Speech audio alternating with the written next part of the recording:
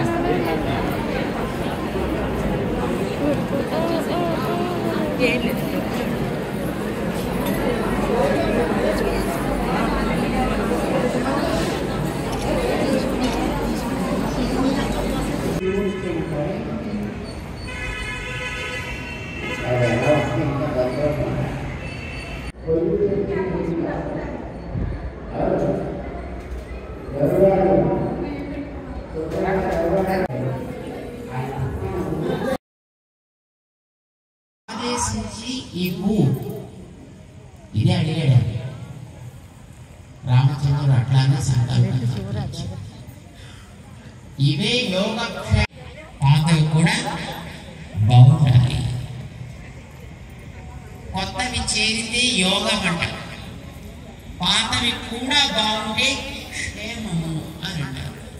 యోగక్షేమాలు మన ఇద్దరికి ఉత్తరాల్లో రాసుకుంటాం కదా, మీ యోగక్షేమాలు బాగున్నాయని అనుకుంటాము, లేదా యోగక్షేమాలు తెలుపుతూ ఉండండి అని అనుకుంటారు. దేవుడు యోగక్షేమాలు తెలపండి అంటే ఏమేమి కొత్త సంపదలు వచ్చాయో చెప్తూ ఉండండి, ఉన్నవన్నీ బాగున్నాయా లేదా అది కూడా మాకు తెలియజేస్తూ ఉండండి అని అర్థం.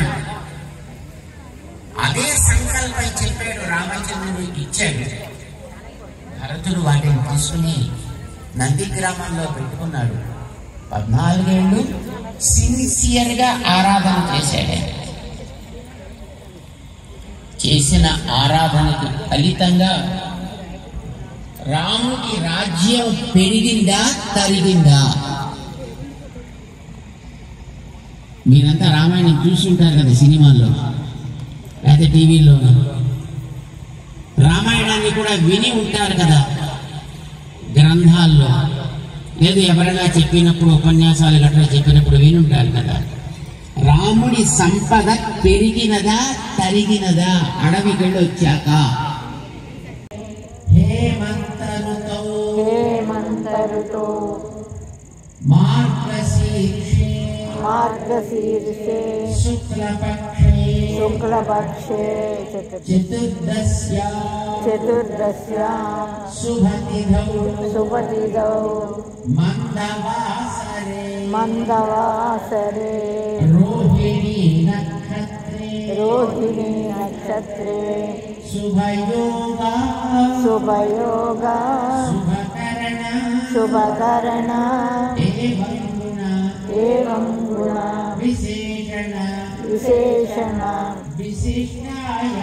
विशिष्टायाम् अस्यां शुभतिथौ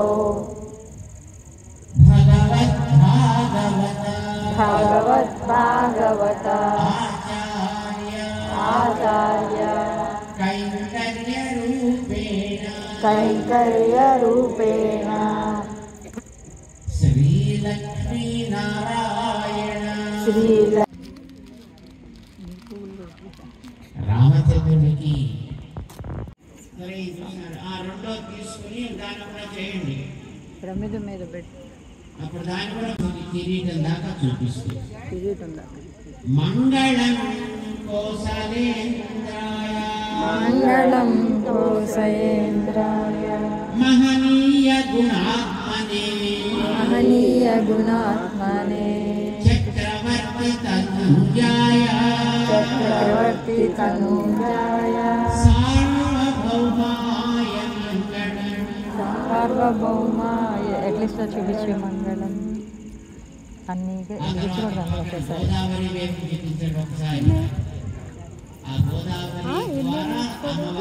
గోదావరి నదికి ఉల్లాస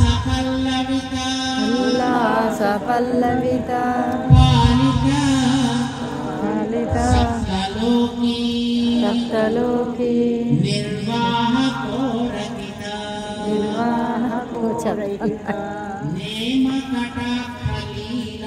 నేమ కటాక్షలీల శ్రీరంగ అన్యతల మంగళ దీపరేత శ్రీరంగరాజమహిషి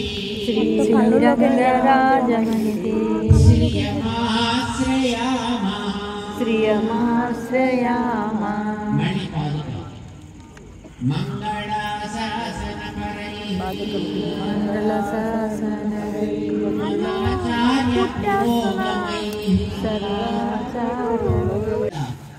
శ్రీరామ అని రాముడి సంతకాన్ని పెట్టించి దాన్ని అందించేవాడు జనృతే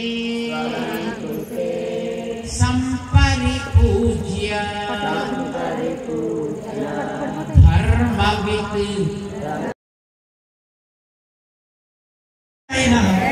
జై శ్రీమన్నారాయణ ఇస్కాన్ కదండి.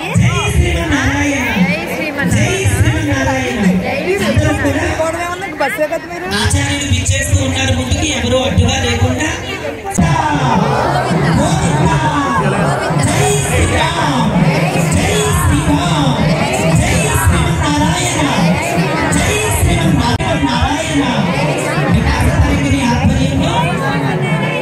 వికాస తరంగిణి ఆధ్వర్యంలో శ్రీ రంగనామ పవిత్రోత్సవం.